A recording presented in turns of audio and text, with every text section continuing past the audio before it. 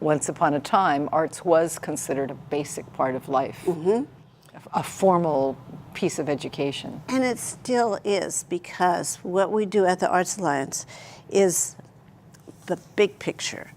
But if you want to be a ballet dancer, you've got to get your body to a ballet studio and stand at the ballet bar and learn that particular discipline. If you want to be an opera singer, you're not going to do it in a school classroom. I mean, you can be exposed to it, you can learn about it, you can, the history and the composers and so on and so forth. But if you want to be a performer or a creator of that discipline, gotta go there. There's no other choice. Marilyn Cristofori headed the Hawaii Arts Alliance for 24 years. Upon her retirement, she was selected as the 2017 Alfred Preis Honoree. That was a prestigious acknowledgement of her lifetime support and leadership in the arts. She joins fellow Preis honorees next on Long Story Short. One-on-one, engaging conversations with some of Hawaii's most intriguing people. Long Story Short with Leslie Wilcox.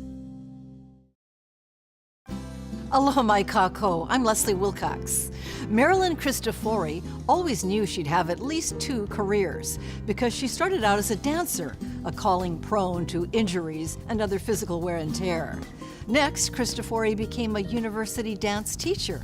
And then she enjoyed a long 3rd career heading a nonprofit organization advocating for arts. Upon retirement, she was named 2017's Preis Honoree for her arts achievements by the very organization she headed, Hawaii Arts Alliance.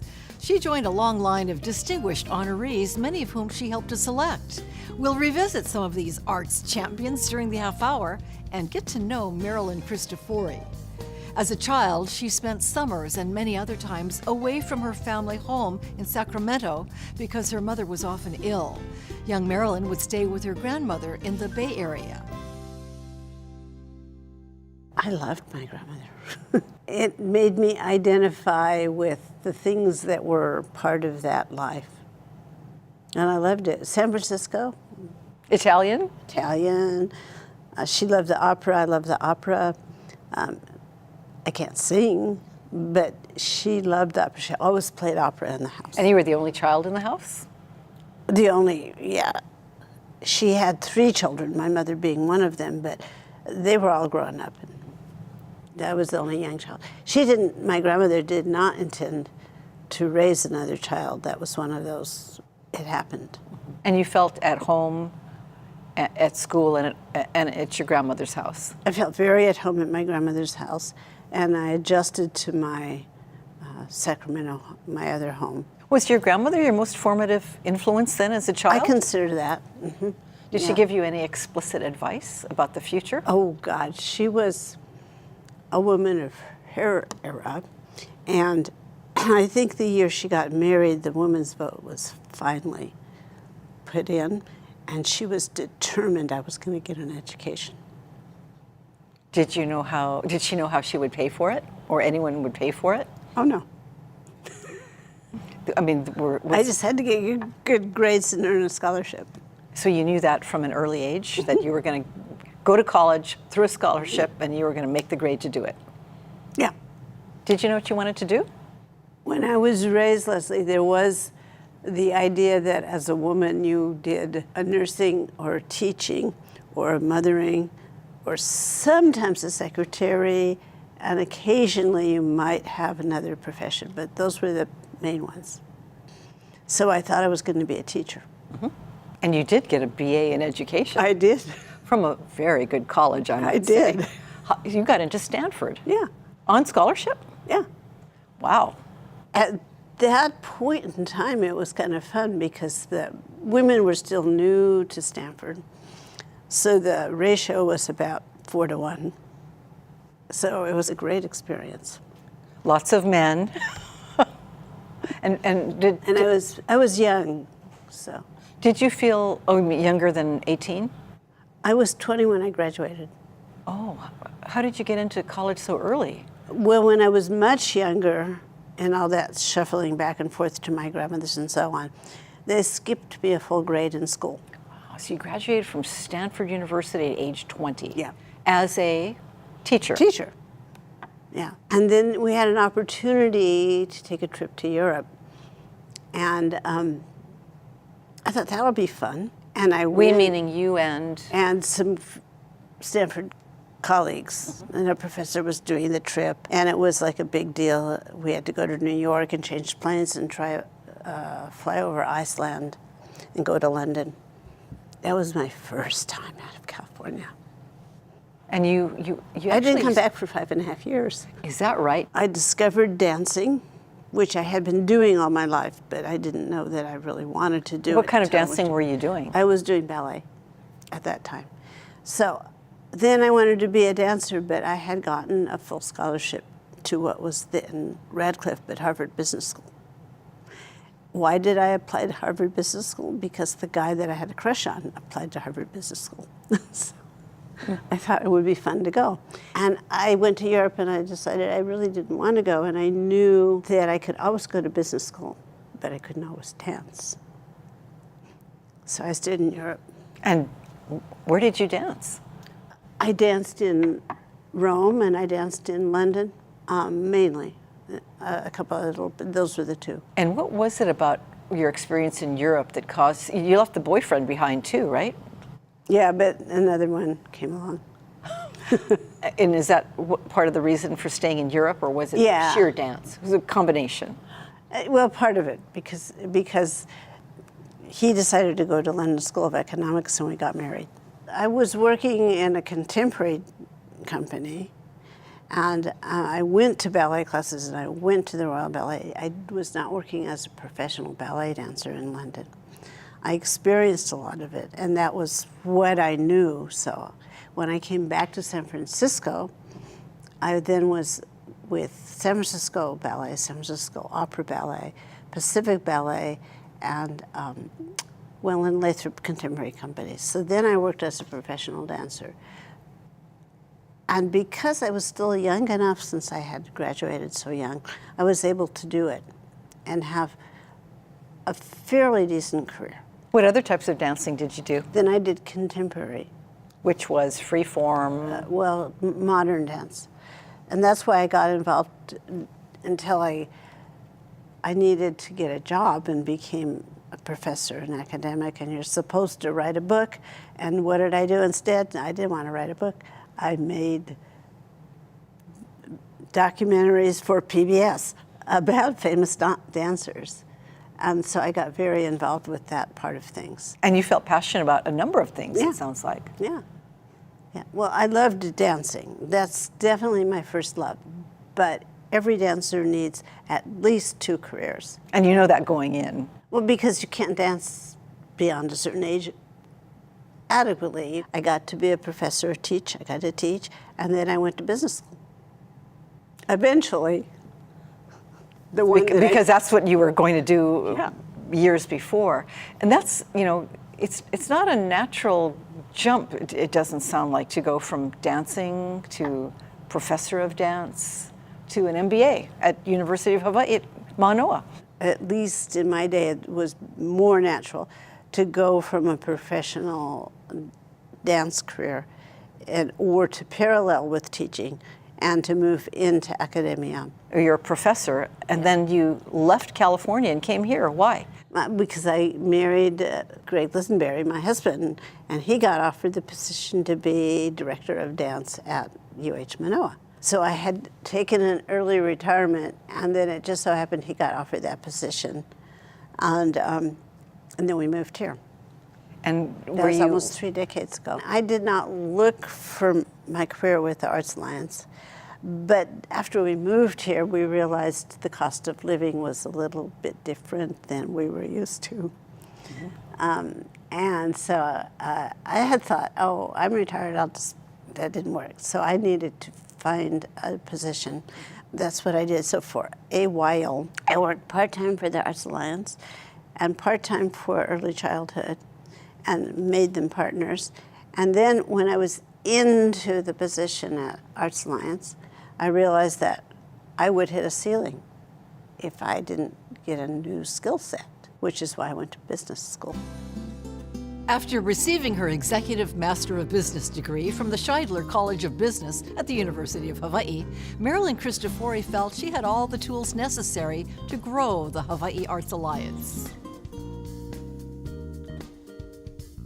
How do you get funding for the arts? Oh, so many ways. One of the biggest important things that people don't always get. I find when I say to somebody arts, the shade comes down, and what they see is a painting on a wall in a museum. Mm-hmm. Or they remember, because there used to be arts in the school curriculum when they were in school as a child. They had a music class, and they had a drawing class, and they had maybe sometimes a dance class. And they could be in their high school production, theater production. And they remember those things, and they don't know that it's not there anymore. Mm-hmm. So you have to tell them, now it's not been there for quite a while. Do public schools have virtually no arts classes? Is that what you're saying? Not exactly. It's shading upwards, but mostly one of the things the Arts Alliance does now partners with the state arts agency to run what we call Artists in the Schools. Mm-hmm. And that's funded by public monies for public schools. But how do you argue the case when lawmakers or charitable organizations are saying, look, I mean, we need to support the basics, reading, writing, and arithmetic, and computer technology. We can't do art. That's something you've got to get on your own. One of the biggest convincing arguments has to do with the brain research. And they've done a lot with research to find out. One of my favorite studies was done, a longevity study, and they followed kids that in high school were either in like a Boy Scouts or Girl Scouts or some other community service organization, or their school arts event in some way, whether it was after school or in school, and if they were in sports. And then they followed them for 10 years. And how did they do 10 years later, by which time they were usually married with some kids and in a career of some kind. The ones that were happiest, most successful, had come from the arts. So then they looked further back into that, and they examined what happens when you have those experiences as a child. That it shapes your brain differently. You have those connections, neural pathways, and if they aren't formed by a certain age, usually puberty, they kind of wither and die on the vine. It's a key to happiness. A key to happiness is success in life. So that's why back in ancient days now, arts were considered to be part of the curriculum. Mm-hmm. So the big deal is to get it during the formative years. So right now, the way our Hawaii school system is built, by the time children go into high school, there are art teachers and music teachers in band, and there are options after school performing arts centers, all of which work very, very well. But a lot of the times the kids that want to do those things didn't have them when they were young, and so they don't have they don't have competitive skills to be involved. We teach about the arts and how the arts can enrich and experience and change your life. How big is the Hawaii Arts Alliance? How many staffers? Well, we're all the way up to 7. 7 staffers. And what's your budget? I took over in 94. 94, okay. Yeah. So it was 30,000, and I said that won't do.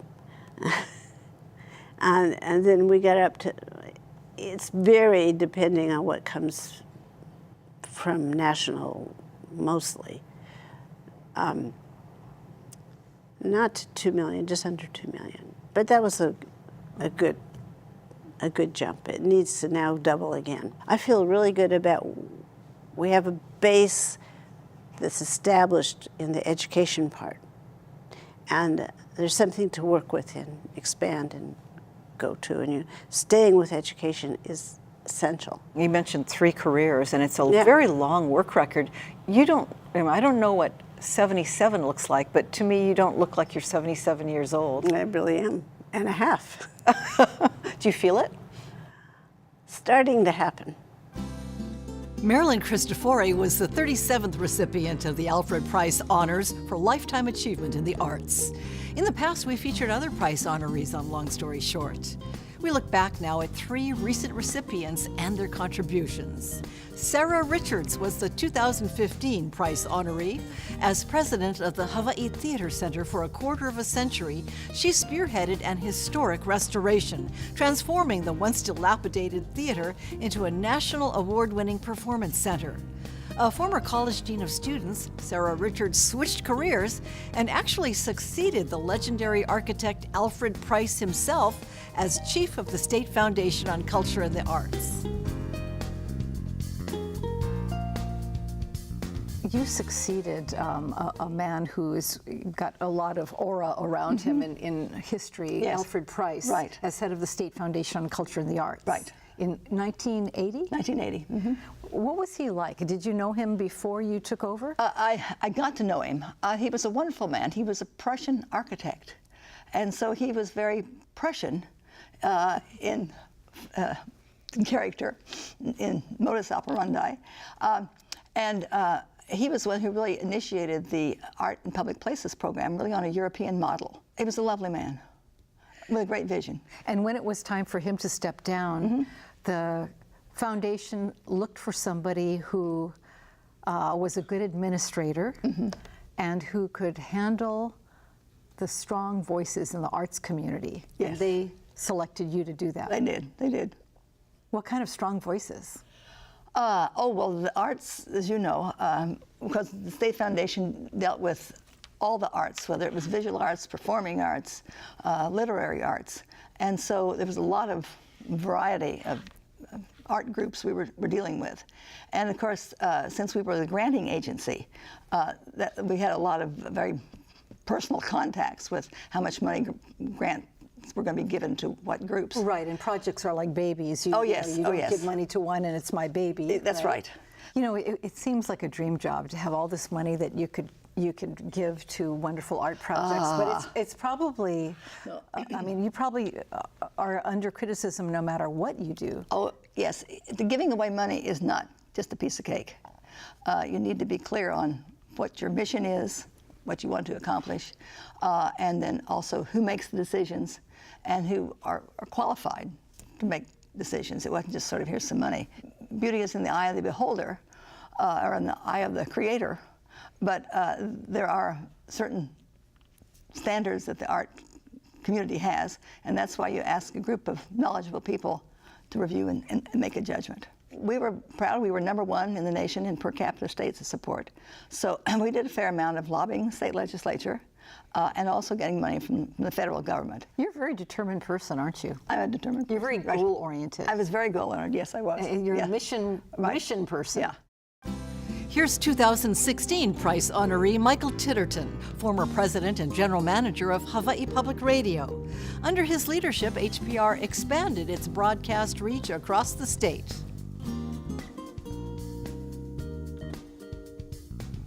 You got a master's degree in public speaking and rhetoric. Rhetoric, yes. Now, why did you choose that? Bear in mind, this is the very, very early 70s. It's 1971, actually, and coming into 72. And I knew the U.S. was, social mobility was here, and that's what I was really after. I didn't know it at that time because I didn't know the words, but social mobility. And a meritocracy. You know, if you work hard, you can get places. I mean, that's really what everybody dreams about when they dream about America, when they're not from here. And if I was going to understand this place, the quickest way to do it might be to study the media, because that seemed to be the bottleneck through which everything passed. And it was a very busy bottleneck at that point. Watergate, for example, the Vietnam War, all the unrest on college campuses, and it was a glorious time. And all of it was being fed through a media which was under suspicion, as much of it is now. And so I specialized in that. And you'd already had experience storytelling because you had stories to tell. along the way. Well, everybody does, yeah. But I did, just because of the basic courses that I had to then take as part of being in the rhetoric program, I began to learn something about the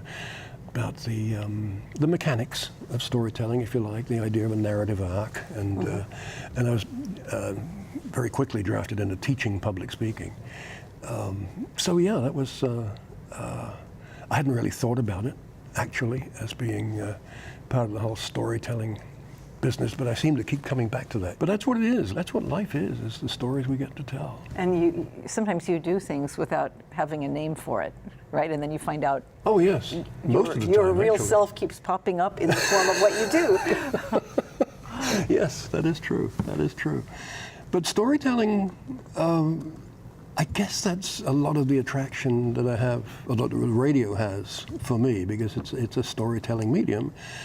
And storytelling, there's very few human behaviors that go back further than storytelling. It's the quintessential social act. It's a wonderful vehicle for healing, for illumination, for understanding, for being civilized. And radio has that intimate quality. It's a one-to-one medium, and it's frighteningly intimate. And the best of radio is indistinguishable from pillow talk. It's that intimate. And that's what I love about it. I mean, what's not to love?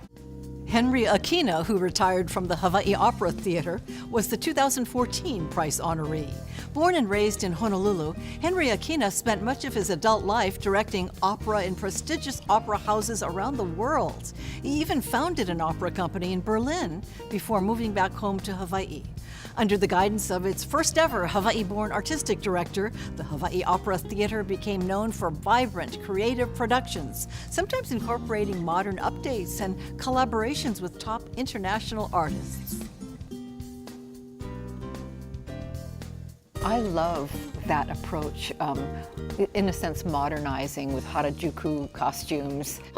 You're referring to the Mikado then? Yeah, Mikado. Right, and right. you feel free to do that. You don't take the same opera and present it again. You add new touches. You've had Ann Namba's designs. You've had Dean Shibuya change things And up. we have a resident designer at HOT, Peter Dean Beck, who's resident in New York, but who's nonetheless been seminal for design here. How do audiences feel about those changes? I'm not sure, because I get, people say nice things to me, so I'm assuming that they're honest about those things. But I think that the audiences in Hawaii respond well to good stories, and we try and make good stories of wherever we are, from wherever we are. Do you look for ways to take a classic story and localize it or modernize it?